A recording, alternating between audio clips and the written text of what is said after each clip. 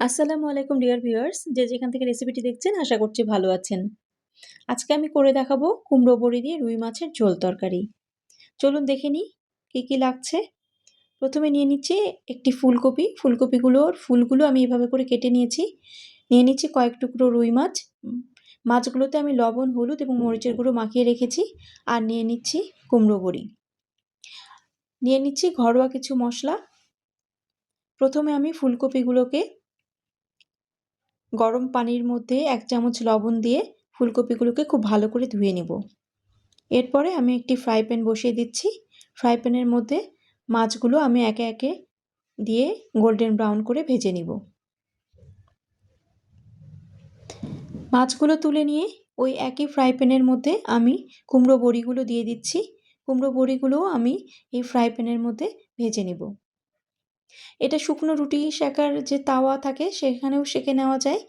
আমি মাছের যে অল্প সামান্য তেল ছিল ওটার মধ্যেই দিয়ে দিয়েছি। এখানে আমি গোল্ডেন ব্রাউন করে আমি সেঁকে নিলাম। এখন চলে যাচ্ছি মূল রান্নাতে। প্রথমে একটি কড়াই দিয়ে দিচ্ছি, কিছু তেল দিয়ে দিলাম। এর মধ্যে দিয়ে দিচ্ছি 2 মুঠো পেঁয়াজ। পেঁয়াজগুলো একটু সফট হয়ে আসলে আমি দিয়ে দিচ্ছি পেঁয়াজ বাটা 2 চামচ। দিয়ে দিচ্ছি লবণ 1 চামচ, রসুন বাটা 1 চামচ, ধনে গুঁড়ো, জিরে গুঁড়ো, মরিচ গুঁড়ো সব দিচ্ছি 1 চামচ করে।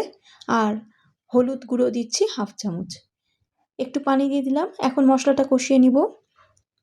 ততক্ষণ পর্যন্ত কষাবো যতক্ষণ পর্যন্ত না তেলটা উপরে উঠে আসে।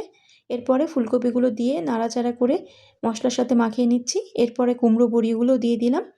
এগুলো নাড়াচাড়া করে আমি এখন পানি দিয়ে দিচ্ছি। পানি দিয়ে আমি 2 মিনিট ঢাকনা দিয়ে ঢেকে দিচ্ছি।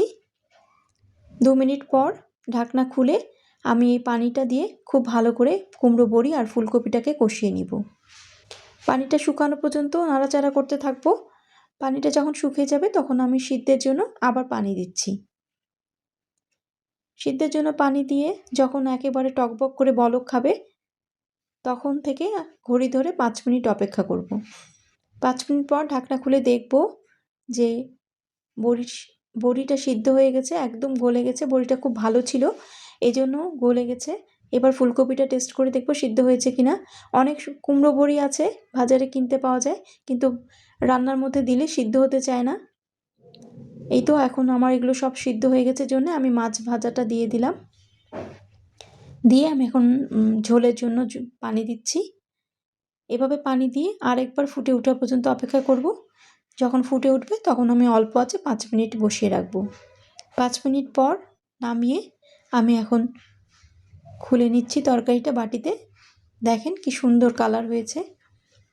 এভাবে কুমড়ো বড়ি দিয়ে রুই মাছ রান্না করলে, আমার বাসাতে তো কুমড়ো বড়ি সবাই চায়, মাছ রেখে দিয়ে সবাই কুমড়ো বড়ি নিতে চায়। আশা করছি আপনারাও একবার ট্রাই করে দেখবেন। আজকে চলে যাচ্ছি, আসবো অন্য কোনো রেসিপি নিয়ে। আল্লাহ হাফেজ।